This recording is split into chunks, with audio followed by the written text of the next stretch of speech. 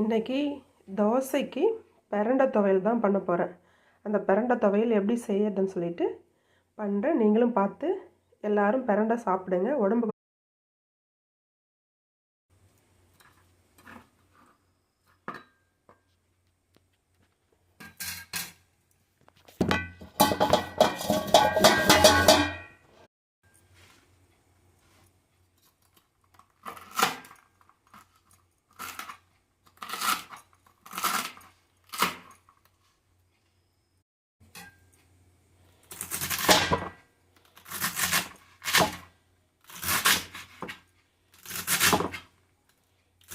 இந்த மாதிரி நம்ம பொடியாக இந்த மாதிரி குட்டி குட்டியாக அரிஞ்சிட்டோம்னா நமக்கு மிக்சியில் போட்டு அரைக்கிறதுக்கு சீக்கிரம் அரைஞ்சிடும்.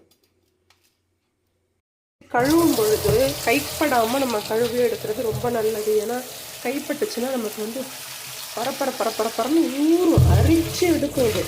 அதனால் மோஸ்ட்லி இந்த மாதிரி இதில் போட்டு ஃபில்ட்ரு பண்ணி நம்ம கைப்படாமல் எடுத்துட வேண்டியது தான்.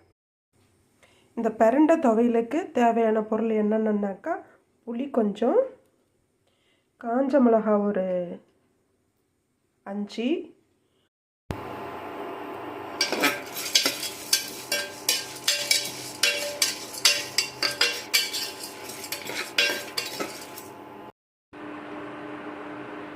இந்த வறுத்த மசாலாவோட பிரண்டையை போட்டு அரைச்சி முடித்த பிறகு இந்த மாதிரி தான் இவ்வளோ நல்லா நைஸாக அரைஞ்சி வந்துடும். இதுக்கப்புறம் இதை தாளிக்க வேண்டியது தான். இதில் எண்ணெய் ஊற்றியாச்சு. அடுத்து கடுகு,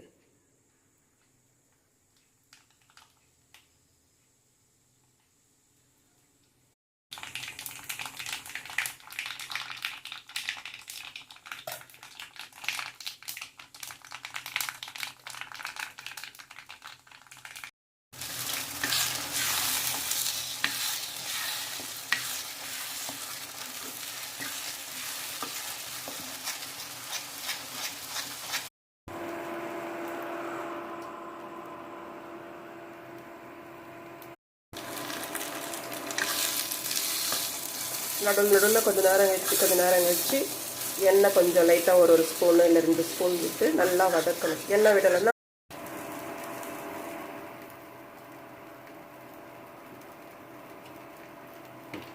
பெருங்காயப்பொடி,